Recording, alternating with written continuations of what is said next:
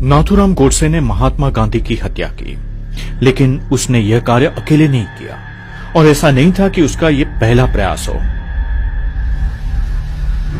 RSS ने हमेशा गांधी जी और स्वतंत्रता संग्राम सहित उनके हर निर्णय का विरोध किया है। गांधी को किसने मारा?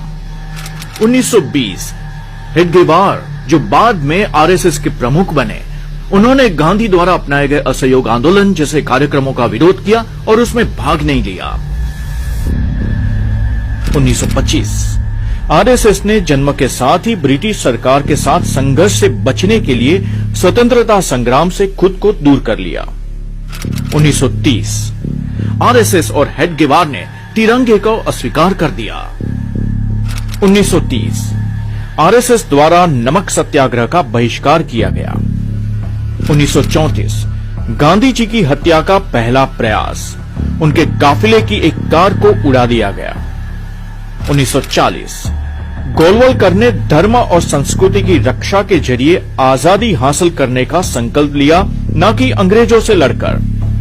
1942 आरएसएस ने भारत छोड़ो आंदोलन का हिस्सा बनने से इनकार कर दिया। जुलाई 1944 पुणे में एक प्रार्थना सभा में आरएसएस और हिंदू महासभा के सदस्य गोडसे ने गांधी जी को खंजर से मारने की कोशिश की। जुलाई 1947 आरएसएस ने राष्ट्रीय ध्वज को अस्वीकार कर दिया और कहा, भारतीय तिरंगा कभी भी सम्मान का हकदार नहीं होगा। 20 जनवरी 1948 गोडसे के साथ ही मदनलाल ने उस मंच को बम से उड़ाने की योजना बनाई जहां गांधी जी को बैठाया गया था।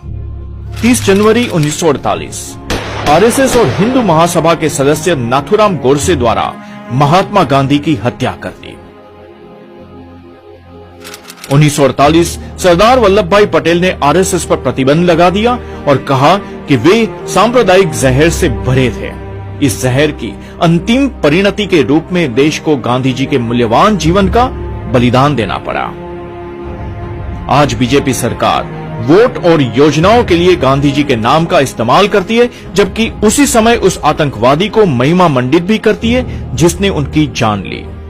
भाजपा सरकार ने आरएसएस के प्रति अपनी निष्ठा की प्रतिज्ञा ली है।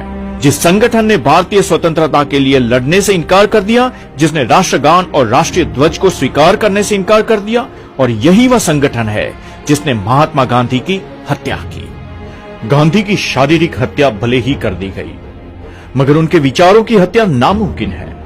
गांधी के विचार आने वाली सदियों तक न केवल हिंदुस्तान बल्कि दुनिया को रास्ता दिखाते रहेंगे।